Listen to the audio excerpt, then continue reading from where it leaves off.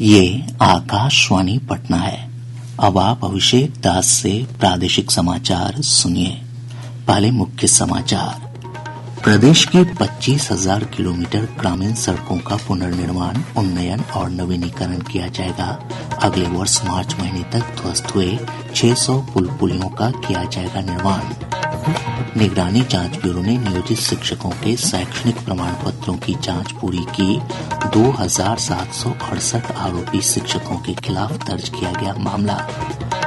राजगीर में आयोजित एशियाई महिला हॉकी चैंपियंस ट्रॉफी में आज भारत का मुकाबला चीन से। और पछुआ हवा की रफ्तार तेज होने के साथ ही प्रदेश के अधिकतम और न्यूनतम तापमान में आई गिरावट। हिमालय की तराई वाले क्षेत्रों में सुबह से ही छाया है घना कोहरा। अब समाचार विस्तार से। प्रदेश की 25,000 किलोमीटर ग्रामीण सड़कों का पुनर्निर्माण, उन्नयन और नवीनीकरण किया जाएगा। ग्रामीण कार्य मंत्री अशोक चौधरी ने पटना में आयोजित संवाददाता सम्मेलन में ये जानकारी दी। श्री चौधरी ने बताया कि राज्य में ग्रामीण सड़क सुदृढ़ीकरण और प्रबंधन कार्यक्रम की शुरुआत की गई है। ग्रामीण सड़क सुदृढ़ीकरण एवं प्रबंधन कार्यक्रम की एक नई योजना की शुरुआत की है। के माध्यम से पूरा एक बजटरी एलोकेशन के साथ साथ पूरा एक न्यू स्कीम कि हम कैसे अपने सभी ये 25,000 किलोमीटर सड़कों को लगातार हम मेंटेन कर सकें और उसके लिए हम व्यवस्था कर सकें, क्योंकि जो पुरानी व्यवस्था है उस व्यवस्था में हम सड़कों को 5 साल मेंटेन करने में सक्षम नहीं हो पा रहे थे। श्री चौधरी ने बताया कि अगले वर्ष मार्च महीने तक मुख्यमंत्री ग्रामीण सेतु योजना के तहत ध्वस्त हुए 600 पुल पुलियों का निर्माण पूरा कर लिया जाएगा। उन्होंने बताया कि अगले वित्तीय वर्ष में अन्य ध्वस्त हुए 400 पुल बनाने की कार्य योजना तैयार है। मंत्री ने बताया कि ग्रामीण सड़कों की जानकारी अब ऐप पर भी उपलब्ध होगी। विभाग इसके लिए ऐप विकसित कर रहा है और यह 15 दिनों में काम करने लगेगा। पटना उच्च न्यायालय के निर्देश पर नियोजित शिक्षकों के शैक्षणिक प्रमाण पत्रों की जांच पूरी कर ली गई है। निगरानी विभाग के प्रधान सचिव अरविंद कुमार चौधरी ने पटना में आयोजित संवाददाता सम्मेलन में ये जानकारी दी। उन्होंने बताया कि निगरानी अन्वेषण ब्यूरो ने इस संबंध में पटना उच्च न्यायालय को सूचित कर दिया है। विभिन्न जिलों में 2,768 आरोपी शिक्षकों के खिलाफ 1,563 मामले दर्ज किए गए हैं। प्रदेश के 5,413 राजस्व गांवों में चकबंदी का काम पूरा हो गया है। वर्तमान में 5 जिलों के 39 अंचलों के 329 गांवों में चकबंदी का काम चल रहा है। राजस्व और भूमि सुधार विभाग के अपर मुख्य सचिव दीपक कुमार सिंह की अध्यक्षता में चकबंदी की समीक्षा बैठक में ये जानकारी दी गई। बैठक में 5 जिलों में जारी चकबंदी कार्यों की प्रगति की भी समीक्षा की गई। प्रदेश में बाढ़ सुरक्षा और सिंचाई सुविधा के विस्तार के लिए नई योजनाओं पर काम होगा। जल संसाधन मंत्री विजय कुमार चौधरी ने बताया कि विभागीय बैठक में पटना, अरवल और जहानाबाद जिलों में पेयजल आपूर्ति को सुदृढ़ करने, पटना मुख्य नहर और आरा मुख्य नहर के पुनर्स्थापन और लाइनिंग कार्यों की प्रगति की विस्तार से चर्चा की गई। इसके साथ ही पदुआ और खड़गपुर जलाशय को गंगा नदी के अधिशेष जल से भरने की योजना पर भी विचार विमर्श हुआ। बैठक में कोसी मेची नदी जोड़ योजना की वर्किंग डीपीआर की प्रगति की भी समीक्षा की गई। राज्य की ग्राम पंचायतों में मनरेगा से बनने वाले खेल मैदान के लिए 6,400 जगह चिन्हित कर लिए गए हैं। ग्रामीण विकास विभाग के आधिकारिक सूत्रों ने बताया कि संबंधित कार्यक्रम पदाधिकारियों को 25 नवंबर तक खेल मैदान निर्माण की प्रशासनिक स्वीकृति देने के निर्देश दिए गए हैं। राज्य में पैक्स चुनाव के तीसरे चरण के लिए नामांकन की प्रक्रिया आज से शुरू हो रही है। बिहार राज्य निर्वाचन प्राधिकार के अनुसार नामांकन की प्रक्रिया कल तक चलेगी। नाम वापसी की अंतिम तिथि 22 नवंबर तक निर्धारित है। पूर्व राष्ट्रपति रामनाथ कोविंद कल 2 दिवसीय दौरे पर बिहार पहुंचे। श्री कोविंद आज सासाराम में गोपाल नारायण सिंह विश्वविद्यालय के वार्षिक दीक्षांत समारोह में मुख्य अतिथि के रूप में शामिल होंगे। साथ ही वे पटना के रविंद्र भवन में बिहार कोकिला शारदा सिन्हा की श्रद्धांजलि सभा में भी शामिल होंगे। राजद के राष्ट्रीय प्रधान महासचिव और विधान पार्षद अब्दुल बारी सिद्दीकी बिहार विधान परिषद में विरोधी दल के मुख्य सचेतक बनाए गए हैं। विधान परिषद के सचिव अखिलेश कुमार झा ने इस संबंध में अधिसूचना जारी कर दी है। राष्ट्रीय जांच एजेंसी ने पूर्वी चंपारण जिले के घोड़ासन स्टेशन के पास एक ट्रेन को उड़ाने की साजिश करने के मामले में 3 आरोपियों को मोस्ट वांटेड घोषित किया है। इसमें नेपाल के बारा जिले के शमसुल होदा, ब्रिज किशोर गिरी और पाकिस्तान के कराची के मोहम्मद साफी शामिल हैं।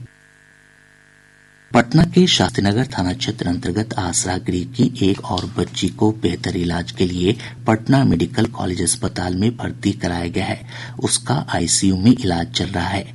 इधर समाज कल्याण विभाग के निदेशक विजय प्रकाश मीणा ने बताया कि राज्य के सभी आसरा गृहों की जांच शुरू हो गई है। 10 दिनों में रिपोर्ट की समीक्षा की जाएगी। इस बीच भाकपा और बिहार महिला समाज की 5 सदस्यीय जांच टीम ने पीएमसीएच पहुंचकर इलाज बच्चियों का हालचाल जाना। आज राष्ट्रीय प्रेस दिवस है। यह दिन प्रतिवर्ष 16 नवंबर को स्वतंत्र और जिम्मेदार प्रेस की भूमिका को रेखांकित करने के लिए मनाया जाता है। प्रेस की उच्च गुणवत्ता बनाए रखने और उसे किसी भी बाहरी दबाव या असर से मुक्त रखने के लिए आज ही के दिन भारतीय प्रेस परिषद ने काम करना शुरू किया था। राष्ट्रीय प्रेस दिवस के अवसर पर केंद्रीय सूचना और प्रसारण मंत्री अश्विनी वैष्णव नई दिल्ली में एक समारोह को संबोधित करेंगे। इस वर्ष मुख्य समारोह की थीम है प्रेस का बदलता स्वरूप। इधर राजधानी पटना समेत प्रदेश भर में इस अवसर पर कई कार्यक्रम आयोजित किए जा रहे हैं। प्रादेशिक समाचार आप आकाशवाणी पटना से सुन रहे हैं। ताज़ा समाचारों के लिए आप हमारे x handle AIR News _Patna पर जा सकते हैं। पछुआ हवा की रफ्तार तेज होने के साथ ही प्रदेश के अधिकतम और न्यूनतम तापमान में गिरावट आई है। इधर आज सुबह से प्रदेश के उत्तरी हिस्सों में घना कोहरा छाया हुआ है। पूर्वी चंपारण, पश्चिमी चंपारण, सीतामढ़ी, दरभंगा, किशनगंज और सुपौल समेत 11 जिले घने कोहरे की चपेट में हैं। वहीं सारण, वैशाली, समस्तीपुर, मधेपुरा और कटिहार समेत 7 जिलों में मध्यम स्तर का कोहरा छाया है। मौसम विज्ञान केंद्र पटना के वैज्ञानिक कुमार गौरव ने बताया कि अगली 4 से 5 दिनों में तापमान में 2 से 3 डिग्री सेल्सियस की कमी आने की संभावना है।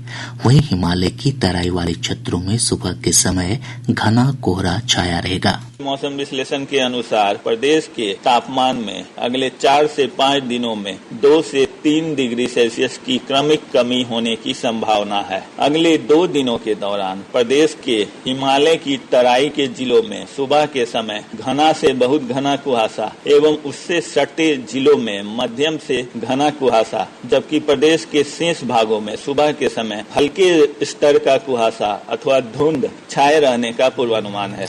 इधर कोहरे के कारण पटना हवाई अड्डे से विमानों का परिचालन प्रभावित हुआ है। कल 19 फ्लाइट की उड़ान प्रभावित हुई। प्रदेश में वायु प्रदूषण का स्तर लगातार बढ़ता जा रहा है। पिछले 24 घंटों के दौरान हाजीपुर और सहरसा की हवा बेहद खतरनाक बनी रही। हाजीपुर का AQI 335 और सहरसा का 300 दर्ज किया गया। वहीं पूर्णिया का AQI 249, पटना का 245 और अररिया का 243 रिकॉर्ड किया गया। केंद्र सरकार ने मौसमी बीमारियों को देखते हुए सभी राज्यों को विशेष सतर्कता बरतने की सलाह दी है।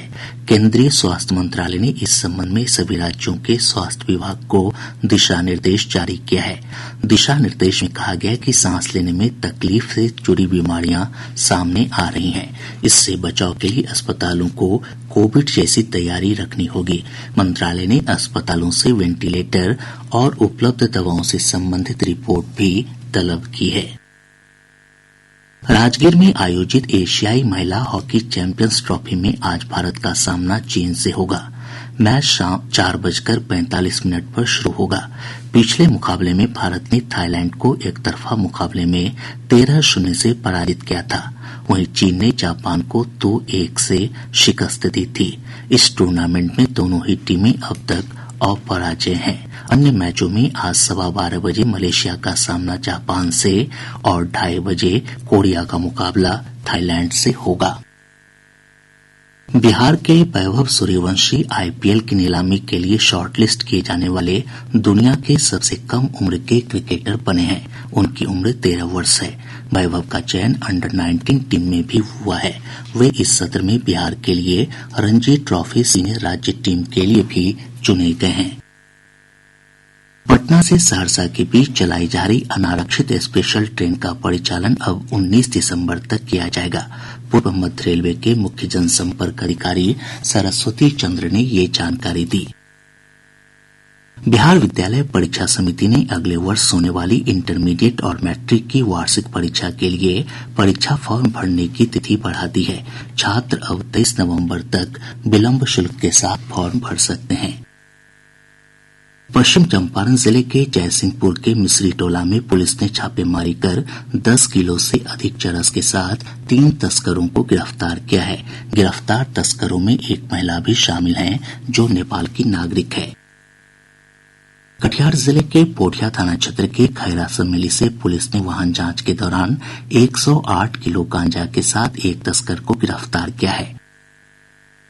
पश्चिम चंपारण जिले के कंगली थाना क्षेत्र से पुलिस ने 55,000 रूपये से अधिक मूल्य के जाली नोट के साथ नेपाल के एक तस्कर को गिरफ्तार किया है।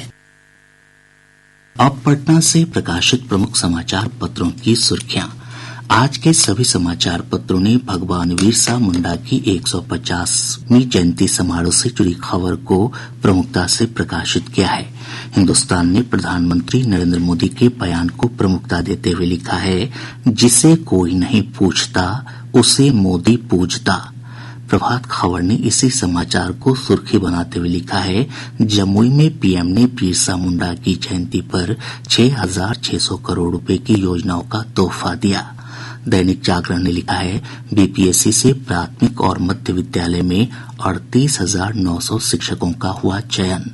दैनिक भास्कर ने शराबबंदी पर पटना हाईकोर्ट की टिप्पणी को प्रमुखता देते हुए लिखा है, पुलिस और तस्करों ने इसे कमाई का जरिया बनाया। राष्ट्रीय सहारा और दैनिक आज समेत सभी समाचार पत्रों ने T20 क्रिकेट श्रृंखला में भारत की दक्षिण अफ्रीका पर जीत की खबर को प्रमुखता से प्रकाशित किया है। और अब अंत में मुख्य समाचार एक बार फिर। प्रदेश की 25,000 किलोमीटर ग्रामीण सड़कों का पुनर्निर्माण, उन्नयन और नवीनीकरण किया जाएगा। अगले वर्ष मार्च महीने तक ध्वस्त हुए 600 पुल पुलियों का किया जाएगा निर्माण। निगरानी जांच ब्यूरो ने नियोजित शिक्षकों के शैक्षणिक प्रमाण पत्रों की जांच पूरी की। 2,768 आरोपी शिक्षकों के खिलाफ दर्ज किया गया मामला। राजगीर में आयोजित एशियाई महिला हॉकी चैंपियंस ट्रॉफी में आज भारत का मुकाबला चीन से। और पछुआ हवा की रफ्तार तेज होने के साथ ही प्रदेश के अधिकतम और न्यूनतम तापमान में आई गिरावट। हिमालय की तराई वाले क्षेत्रों में सुबह से ही छाया है घना कोहरा। इसके साथ ही आकाशवाणी पटना से प्रसारित प्रादेशिक समाचार का ये अंक समाप्त हुआ।